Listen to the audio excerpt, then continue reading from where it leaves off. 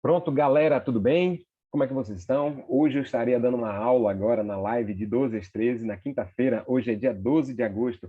Mas aconteceu que o Zoom quis gerar conexão com o YouTube e aí eu estou fazendo essa gravação, tá certo? Então esse conteúdo é um conteúdo bacana que eu preparei com muito amor e carinho para que vocês pudessem aprender um pouco sobre eletrotermofototerapia. E o assunto de hoje é sobre recurso físico na osteoartrite de joelho. Querendo ou não, ainda existem dúvidas importantes sobre isso, né? Principalmente na programação desses recursos e qual é o melhor recurso a ser utilizado. Então, a minha intenção, na verdade, é fazer um direcionamento para você dos tratamentos que são mais indicados. Isso vai me permitir extrapolar para combinações da eletroterapia com outros recursos que nós temos no nosso arsenal terapêutico, tá? Vocês sabem que vocês são fisioterapeutas, se você não é fisioterapeuta, provavelmente você deve estar tendo a dificuldade de entender um pouco sobre essa aula, mas se você é fisioterapeuta, o conteúdo de hoje ele vai estar focado para aquele seu paciente que tem uma osteoartrite de joelho. Ou seja, na hora que ele está na sua frente e você tem que fazer algo com ele, se você não planejar com muita antecedência e cuidado, você vai fazer condutas aleatórias e o tratamento, o resultado, ele não vai ser o esperado, não vai ser aquele tratamento que você conseguiria dar com maior efetividade. E neste conjunto de tratamento, você vai ter a opção da eletrotermofototerapia. E aí surge aquela dúvida, caramba, que tipo de recurso é que eu vou utilizar para esse paciente? Eu não faço a mínima ideia se nesse momento X eu coloco fé, se eu coloco TENS, se eu coloco corrente russa, se eu vou fazer ultrassom, se eu não vou fazer ultrassom, se eu vou fazer o laser, ou se eu vou partir para terapias ainda pouco exploradas, como a estimulação transcraniana, para controle da dor desse paciente. O que é que eu faço, né, de eletrotermofototerapia no meu paciente com osteoartrite de joelho? E é justamente sobre isso que a gente vai falar um pouco. Vou compartilhar minha tela e a partir de agora a gente vai ter uma aula expositiva e vamos discutindo ao longo dessa aula expositiva. Deixa eu pegar aqui, deixa eu colocar para apresentar, deixa eu fazer o compartilhamento de tela. Pronto, a tela já está compartilhada. Vamos colocar aqui agora para o modo apresentação. E é isso aí, galera. Minha fotinha está aqui. Espero que vocês estejam conseguindo me ver, que eu vou fazer muitos gestos aqui, tá? E esta aula live, número 6, é justamente sobre os recursos físicos que nós podemos utilizar na osteoartrite de joelho. E a minha colocação é, o que e quando a gente pode utilizar? De que forma? Com que grau de certeza eu posso utilizar esse recurso no meu paciente? Será que eu estou arriscando algo que eu não sei se vai ser benéfico ou não? Quando é que eu uso, quando é que eu não uso? Então, essas dúvidas que pairam na cabeça dos fisioterapeutas, a gente precisa saná-las de algum jeito. E a minha intenção é que essas lives, elas sejam nesse intuito, de sanar as suas dúvidas. Eu sempre falo em todas as lives que eu me considero como um professor escada. O que é isso? Um professor que vai te colocar em um nível acima, tá? Então, chegou aqui comigo, teve contato comigo, você vai crescer um pouco mais. Você vai ficar um pouco mais próximo do seu objetivo profissional. E o meu campo é a eletrotermofototerapia, que vai abraçar você, fisioterapeuta de urogineco, fisioterapeuta de dermato, fisioterapeuta de músculo-esquelética, neurofuncional, desportiva. Então, eu entendo que eu estou falando com uma grande quantidade de fisioterapeutas aqui.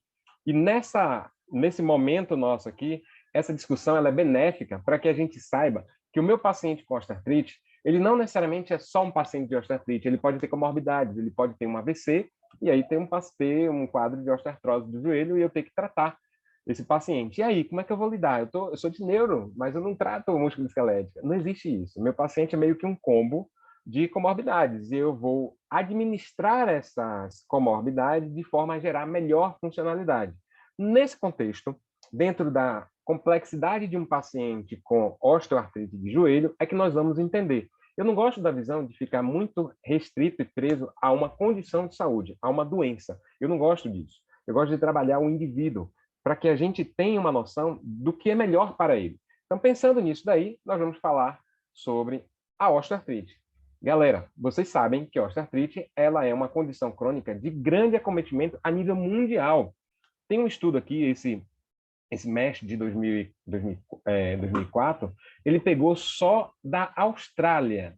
15% dos moradores, dos habitantes da Austrália, possuem osteoartrite de joelho. Tá? 15%. Isso daria algo em torno de 3 a 4 milhões de pessoas que têm essa conformidade, que têm essa comorbidade. E isso é crônico, isso é degenerativo e leva ele a uma perda muito grande da capacidade de realizar as suas atividades no dia a dia. Tá? Leva ele a um quadro de dor crônica, Essa dor crônica gera alterações plásticas, alterações nociplásticas, que vão gerar outras repercussões em nosso paciente, que não é só a lesão estrutural no local. Mas, basicamente, a dor e a limitação funcional, que são os grandes impactos que nós, fisioterapeutas, precisamos resolver nesse paciente, tá? Existem literaturas falando bastante sobre isso, e quando nós olhamos para um paciente com osteoartrose, nós vamos focar na funcionalidade dele. Mas existem dois grandes grupos que nós devemos olhar. Devemos olhar a dor crônica que vai se desenvolver, que nós precisamos gerenciar essa dor, assim como as complicações decorrentes da alteração estrutural ou decorrente de outras comorbidades associadas. Nós temos que estar atentos às limitações funcionais.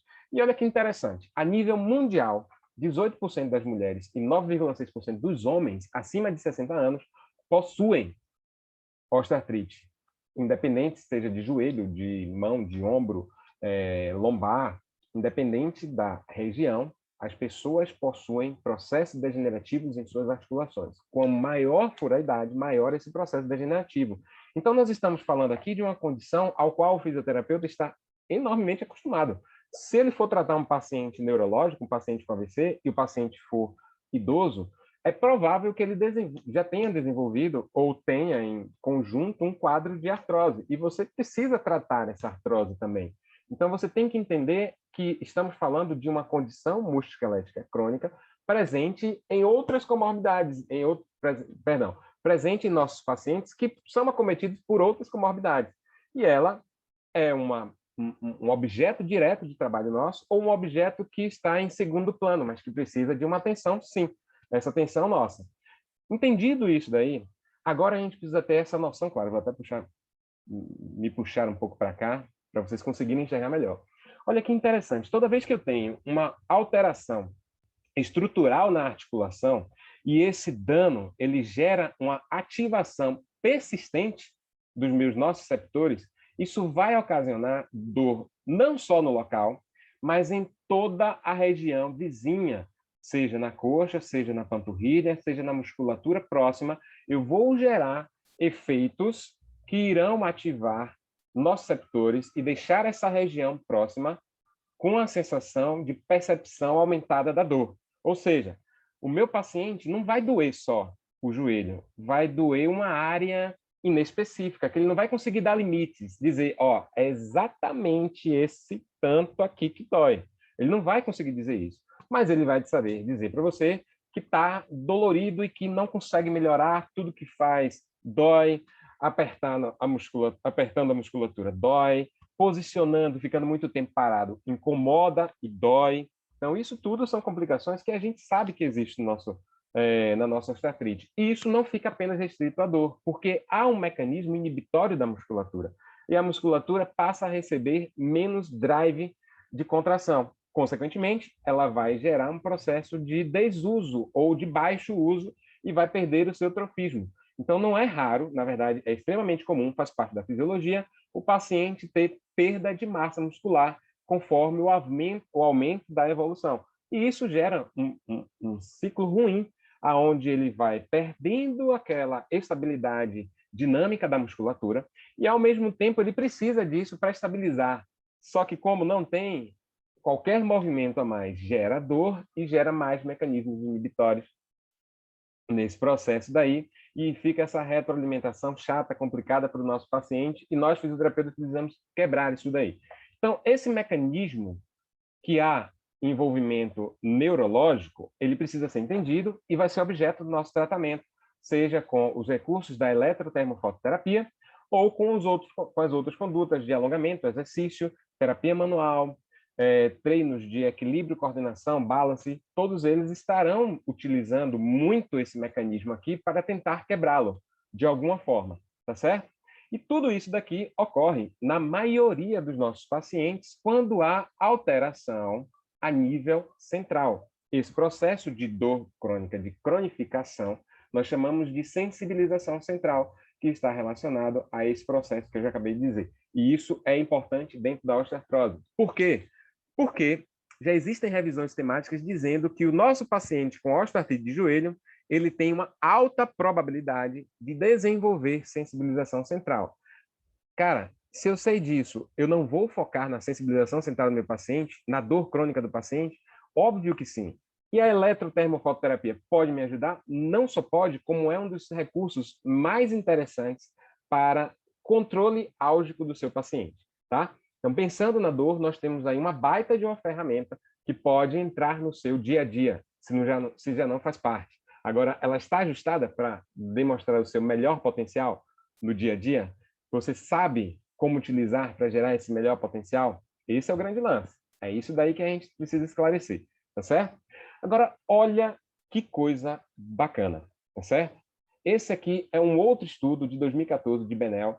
Aliás, Benel é um grande pesquisador na área de osteoartrite. Ela é fisioterapeuta lá da Austrália e ela pesquisa há anos e anos e anos osteoartrite de joelho. Tem excelentes estudos, eu super recomendo que vocês peguem esse artigo aí, que vai estar na descrição embaixo. Aliás, todos os artigos que eu utilizo, eu coloco as referências lá com o link para você clicar e conferir depois, tá certo?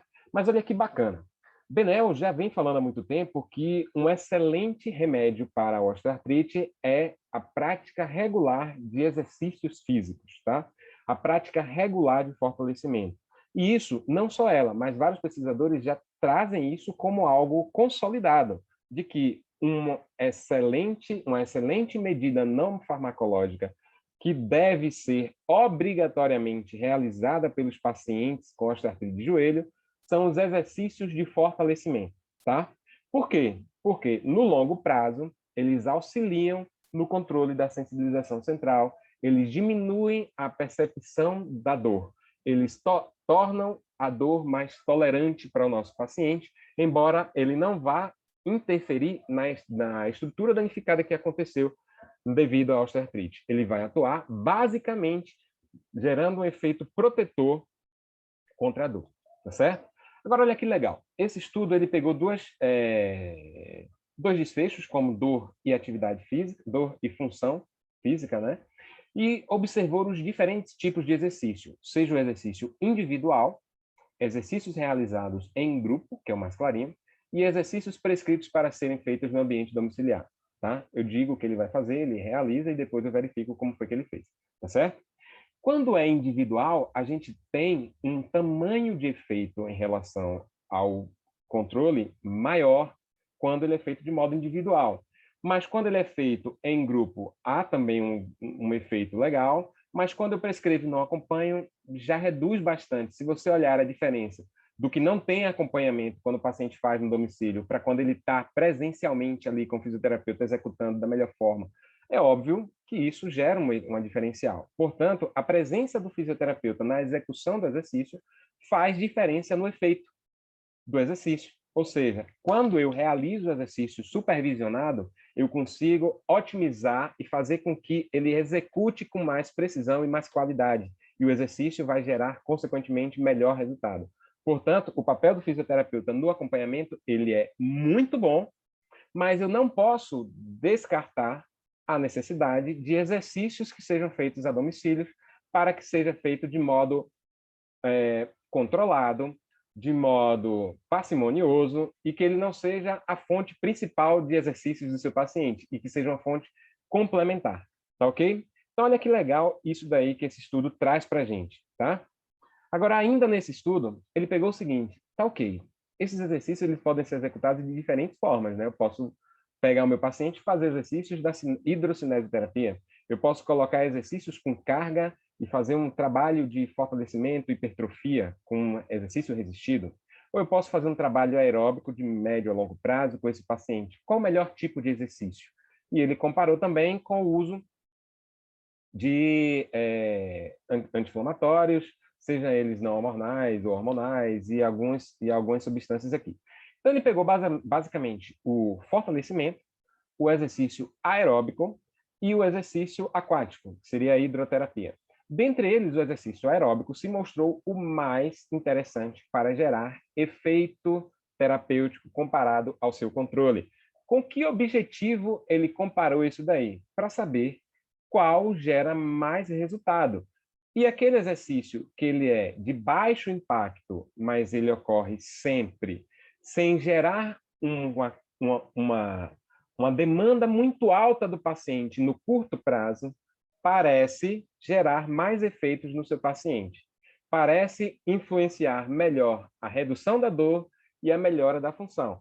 Portanto, você não pode pensar no seu paciente com osteoartrose, ou osteoartrite de joelho, como aquele paciente que vai fazer 3 de 10, 3 de 15 durante tanto tempo e vai ficar bom. Ou seja, você tem que pensar nele como um paciente que vai se beneficiar com exercícios de médio a longo prazo.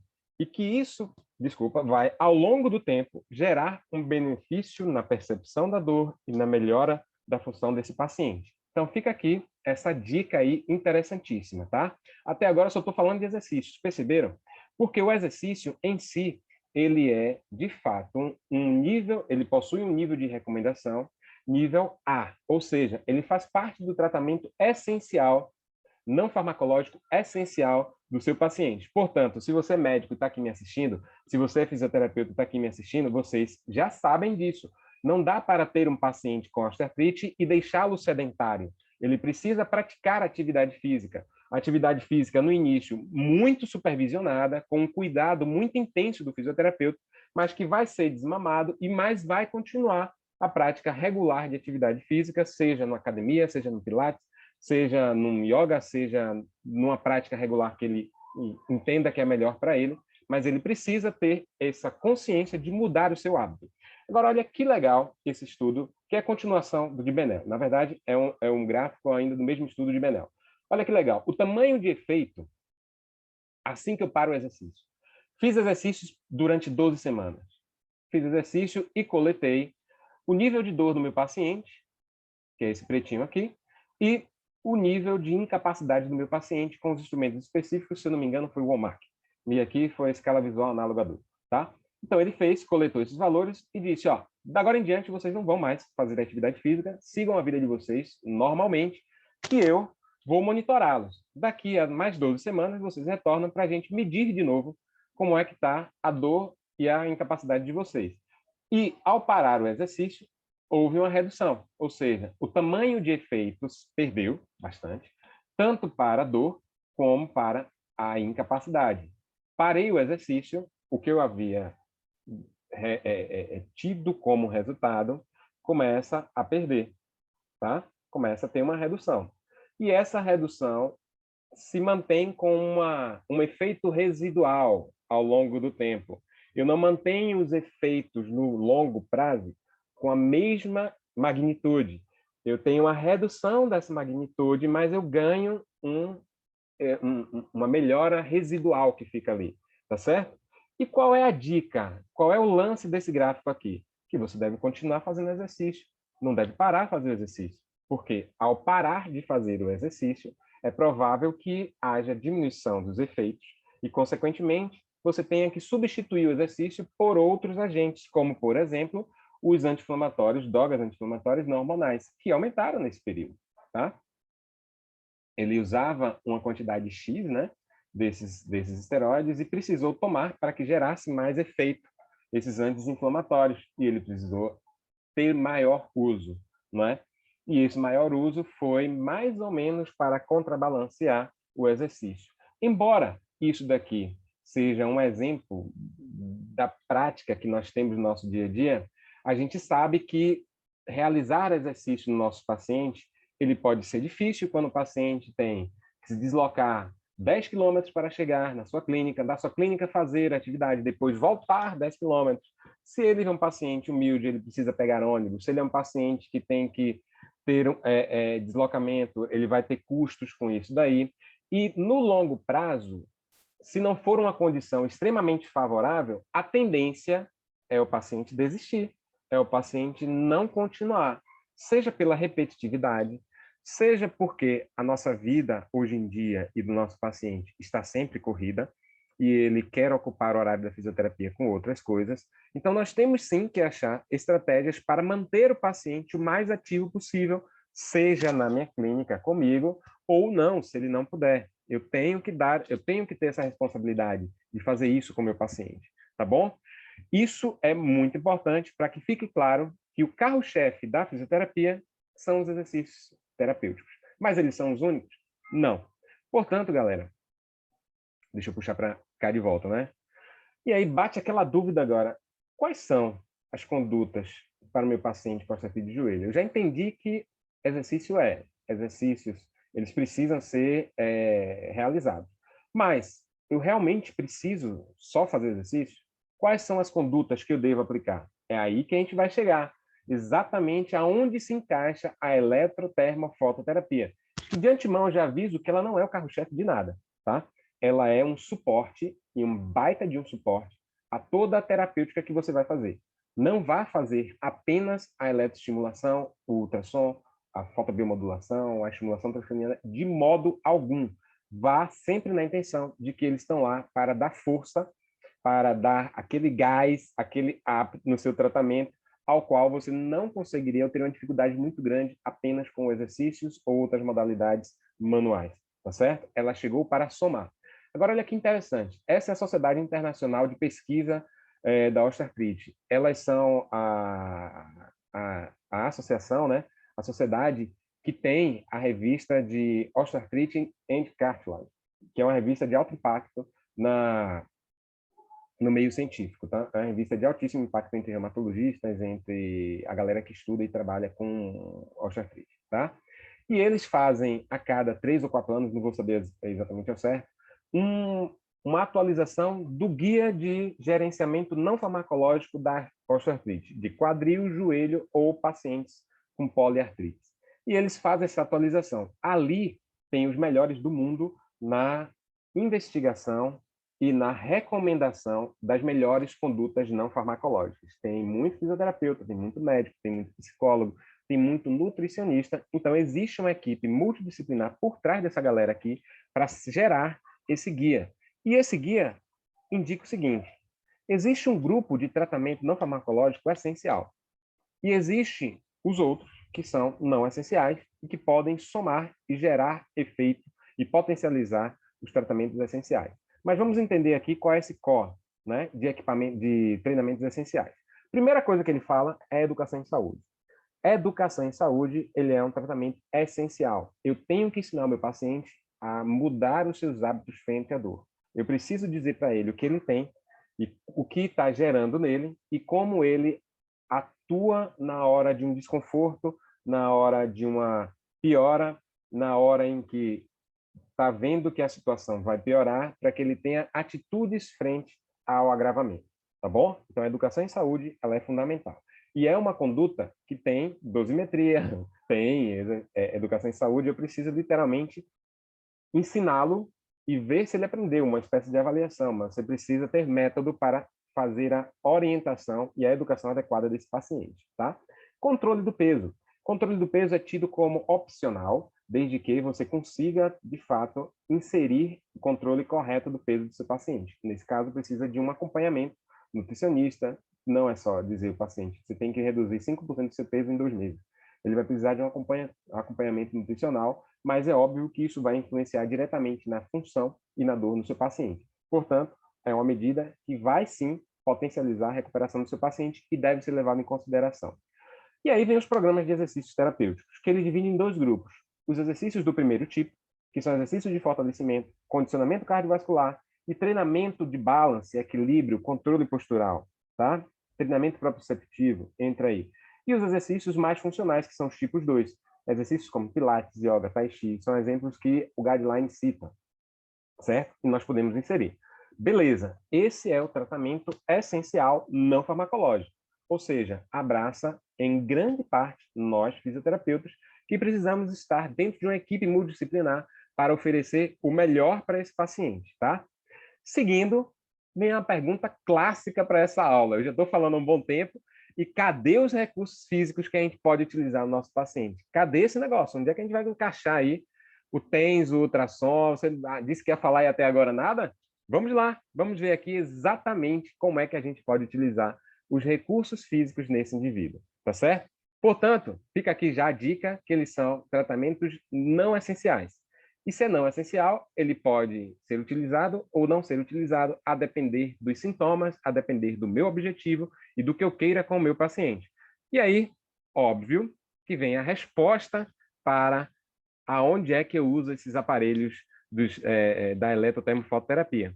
Você deve utilizar quando ele lhe possibilitar a realização dos exercícios terapêuticos, onde ele acelere o uso, acelere a prática do exercício terapêutico, que ele possibilite, que ele permita você fazer o exercício.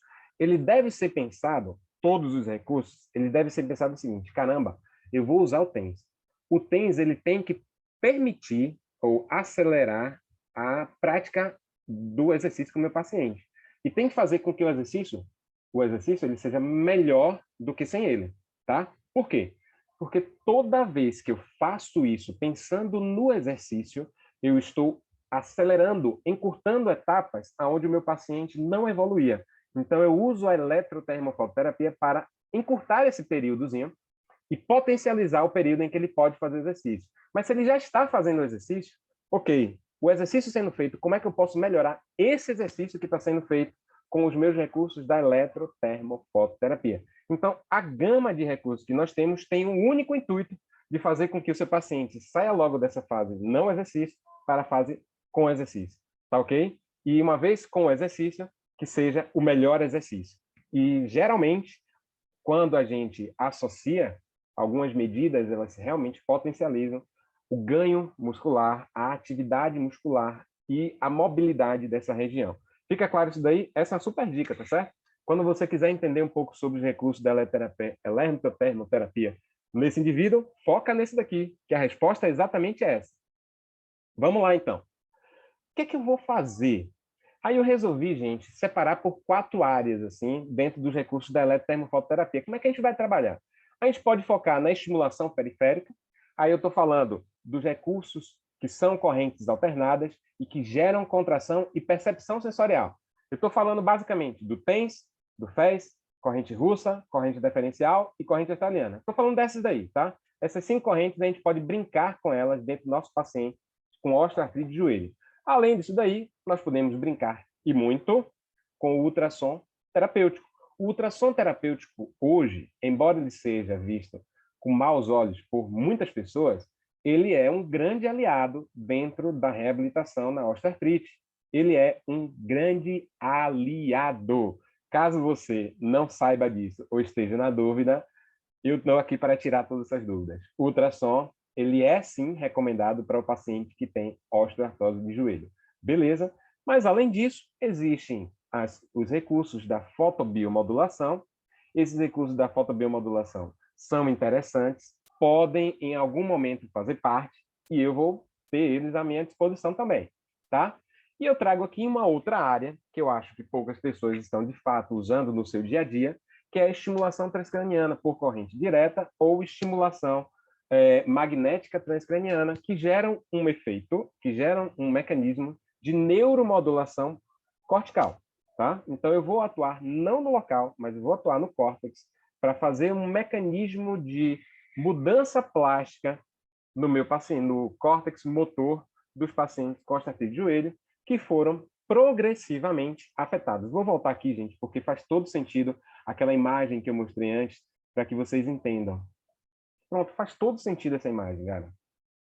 Como é que a osteoartrose ela não gera efeitos a nível central? Gera mudanças principalmente no córtex motor.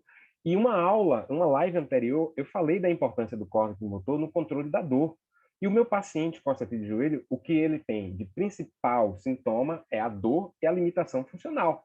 Se a dor é decorrente de um processo de sensibilização central, aonde o córtex motor dessa pessoa vai estar envolvido em um alto nível, eu vou precisar ajudar ele, vou precisar intervir isso daí, dessa forma, tá bom?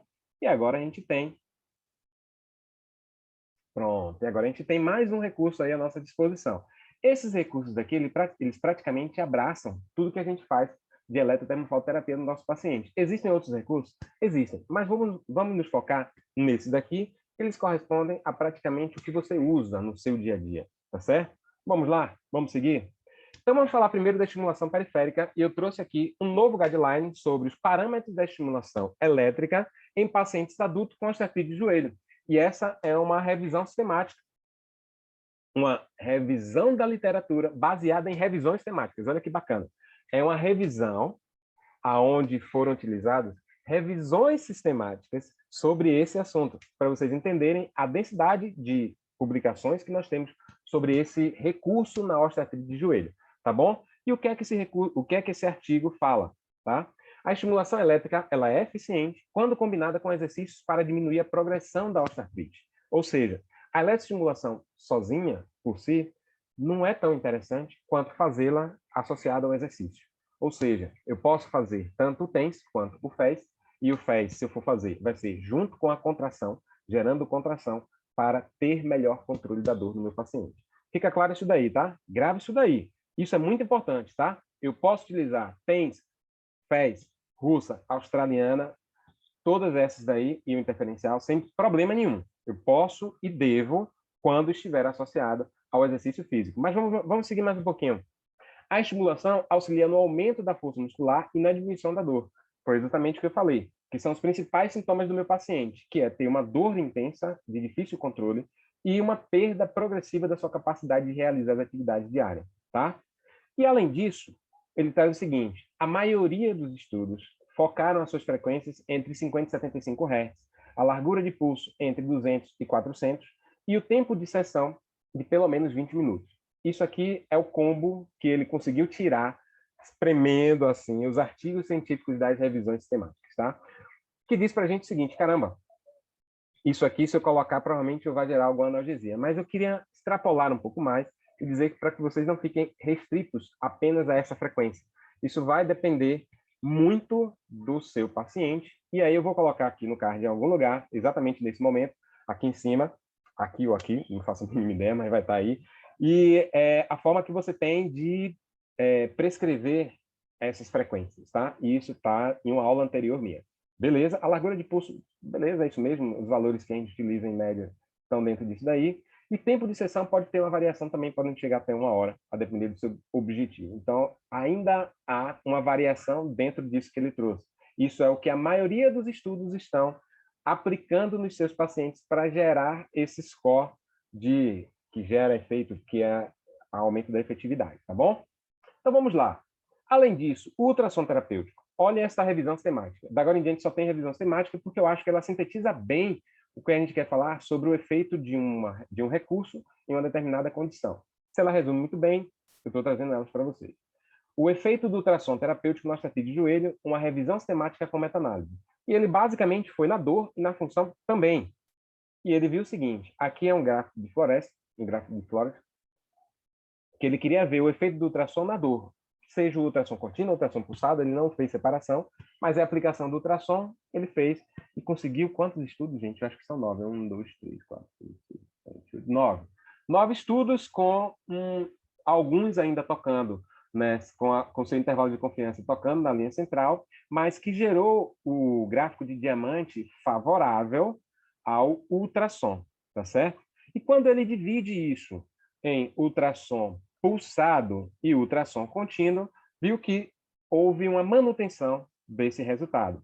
Então, na dor do paciente, tanto o ultrassom contínuo quanto o ultrassom pulsado, ele gera bons resultados. Quando é que eu vou prescrever ultrassom contínuo? Quando é que eu vou prescrever ultrassom pulsado? E a dosagem? Isso é outra aula, gente. Isso daí é outra aula de prescrição dos parâmetros. Mas saiba que, a depender do meu objetivo, eu posso preferir o contínuo. A depender do meu objetivo, eu posso também utilizar o pulsado. Vou colocar aqui também uma aula sobre ultrassom para que você capte isso daí e não esqueça nunca mais. Tá certo? Mas eu posso utilizar e é um recurso com alta evidência científica de que gera efeitos benéficos. Tá certo?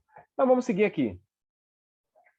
E aqui ele fala o seguinte: e com relação à função? E ele utilizou a escala do WOMAC para isso. Também se mostrou favorável. Eu acabo tendo algum ganho residual ao fazer o ultrassom no meu paciente. Ele acelera a capacidade do meu paciente de fazer atividade física? Acelera. Ele permite que a articulação esteja mais protegida à carga, à realização de atividade? Sim, porque ele acelera os processos inflamatórios que estão acontecendo ali e acelera o processo de cicatrização. Consequentemente, me permite fazer exercício de modo um pouco mais precoce. Tá bom? Vamos partir para o laser, que está aí no grupo da fotobiomodulação. E aí esse artigo aqui fala o seguinte: a eficácia da terapia laser de baixa intensidade, que é o nosso laser convencional, que nós utilizamos no nosso dia a dia, na dor e na incapacidade de indivíduos com osteoartrite de joelho. É uma revisão sistemática e meta-análise de estudos randomizados, tá? E aí, ele pegou esse estudo aqui e fez uma boa revisão, com bastante estudos, né? E ele mostrou o seguinte: o laser é favorável na melhora da dor e da função desse paciente, tá? Perdão, ele é melhor, ele é recomendado no seu paciente aqui, mas com relação à função, não. Ele é bom para a dor do seu paciente, mas não para a função, tá certo? Dizendo que a gente tem alguns caminhos aqui para seguir, tá ok, galera? Então, de certo modo, ele é favorável, sim, ao uso do seu paciente na osteoartrite de joelho. Nossa, eu acho que deu uma atrapalhada aqui, ó. Não recomendação da dose versus o placebo e a dose recomendada versus o placebo. Ok, beleza, estamos aí. E vamos seguir. Então, gente, qual é a conclusão desse estudo? O efeito do laser de baixa intensidade na dor e da função da osteoartrite de joelho, ele diz até alguns parâmetros ideais aqui que ele traz como conclusão do estudo dele. Sugiro que a gente veja um pouco mais para abrir nossos horizontes e não fique travado apenas nessas recomendações aqui. Que uma intensidade de 4 a 8 joules com comprimento de onda de 780, 800 e poucos é recomendado para gerar efeitos terapêuticos. Aí, se você mudar o comprimento de onda, você mexe um pouco na densidade também de utilizar, que você utiliza em joules, tá certo? Na energia que você está utilizando desse paciente, que vai variar de 1 a 3 joules com o comprimento de onda de 904. Portanto, a prescrição do laser está diretamente relacionado ao comprimento de onda, ao tipo de caneta que você utiliza, que nós precisamos também entender um pouco mais, mas aí vamos lá. Se você está utilizando o laser e o ultrassom, ambos eles terão efeitos diretamente na cicatrização e na fase inflamatória. Dentre os dois aí, se você está na opção, fica com o ultrassom. O ultrassom, para o caso de osteoartrose, ela tem uma melhor recomendação. É uma recomendação por experiência minha, de quem já está na área há um bom tempo, mas o laser ele não perde o seu valor. Mas na briga aí, eu acho que nesse momento o ultrassom ele tem um grande diferencial para esse perfil de condição do nosso paciente, tá? E, além disso, a gente pode utilizar também a estimulação transcraniana na osteoartrite de joelho. Como é que nós podemos utilizar? Com o objetivo de gerar mudanças plásticas no córtex do nosso paciente, obviamente controlando a dor crônica dele, tá certo? Então, olha esse artigo aqui, que também é uma revisão sistemática com meta-análise, onde eu tenho o efeito analgésico da estimulação transcraniana por corrente direta, combinado com exercícios com fisioterapia, em condições musculoesqueléticas comuns, tá? E aí ele inclui, dentre elas aqui, a fibromialgia e a osteoartrite de joelho, tá certo? Então vamos seguir aqui. E aí ele chega à seguinte conclusão. Tem muito estudo, os estudos são muito dispersos, e eu não consigo dizer conclusivamente que PDCS ela é a melhor opção para ser utilizada no nosso paciente. Mas eu consigo também dizer que, apesar dos estudos serem ainda muito dispersos, não conseguir gerar uma boa padronização nas análises, ele demonstrou um potencial efeito analgésico em combinação com outras modalidades da fisioterapia, ou seja, estimulação transcraniana associada ao exercício, associada à terapia manual, a exercícios de conscientização postural e por aí vai, provavelmente seja melhor do que só o TDCS. E outra coisa importante o efeito mais forte do TDCS parece ser quando ele está combinado com os exercícios terapêuticos. Ou seja, a combinação parece que potencializa aí quando você faz, ao mesmo tempo, estimulação transcraniana com o exercício terapêutico. Isso sim parece ser um bom efeito terapêutico, tá bom? Vamos lá. Isso aqui foi uma foto autorizada de uma paciente minha durante o meu doutorado e que continuei atendendo ela, que fala o seguinte, cara. Esses artigos aqui, eles trazem a documentação e a comprovação científica de que a modulação plástica do córtex ele interfere positivamente nos sintomas clínicos da osteoartrite de joelho, tá? Se há um benefício na plasticidade cortical, então, se eu estou mudando a plasticidade cortical, o benefício na dor ele está muito próximo de acontecer. Então, é provável que haja, sim, um grande efeito terapêutico a partir desse uso. E olha que interessante o que a gente começou a fazer aqui. Nós começamos a fazer a associação de estimulação transcraniana com estimulação periférica, fazendo combinações de diferentes protocolos aqui para ver qual gera melhor resultado. Já saiu o piloto dele, o estudo completo ainda está em andamento, mas assim que sair, vou estar feliz da vida para publicar esse material, tá? Então, é algo interessante que a gente pode utilizar. E olha esse artigo, isso aqui é o periférica e estimulação transcraniana.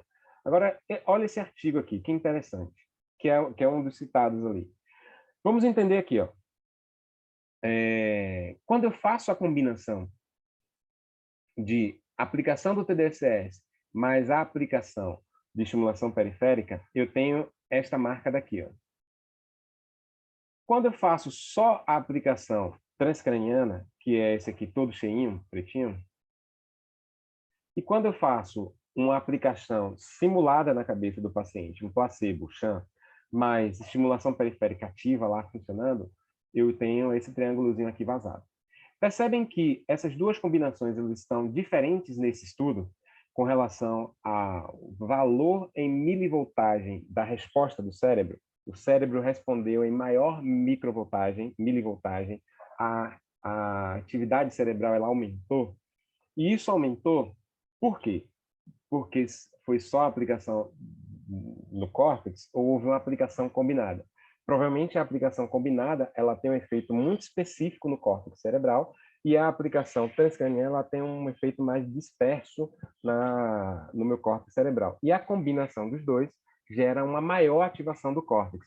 Por que eu estou falando o tempo todo em córtex? Porque a partir do momento em que o córtex está mais ativo, eu tenho uma tendência a manter o meu paciente com uma dor mais controlada. Por isso que o exercício ele é importante, porque ele aumenta a atividade do córtex. Só que alguns pacientes já estão tão evoluídos no processo de sensibilização central que o exercício não está indo, não está deixando. E aí eu preciso de modulações, e essas modulações sendo feitas com a estimulação central transcraniana ou periférica, elas podem acelerar o exercício terapêutico. Captaram? É esse o espírito da coisa. E esses estudos aqui, eles estão mostrando um nível de evidência muito bom para essa conduta aí. Se você não utiliza, se você não conhecia, aproveite para conhecer, porque é algo interessante que muitos profissionais já utilizam e que sim, pode trazer grandes benefícios para o seu paciente.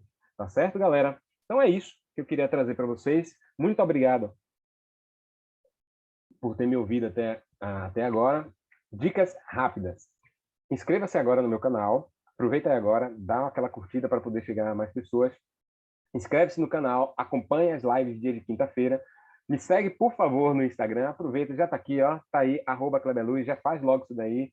Divulga o Instagram para quem você quiser. Sinta-se muito à vontade. E os meus grupos do WhatsApp é um projeto ao qual eu não pretendo encerrá-los nunca. A não ser que alguma catástrofe aí aconteça, mas os meus grupos do WhatsApp, eles são momentos de interação, que eu interajo com vocês para troca de ideias, saber o que vocês precisam, isso é muito importante para mim, para eu poder dar um conteúdo com maior efetividade. Tá bom, galera? Então, valeu, muito obrigado pela atenção e até logo. Tchau, tchau.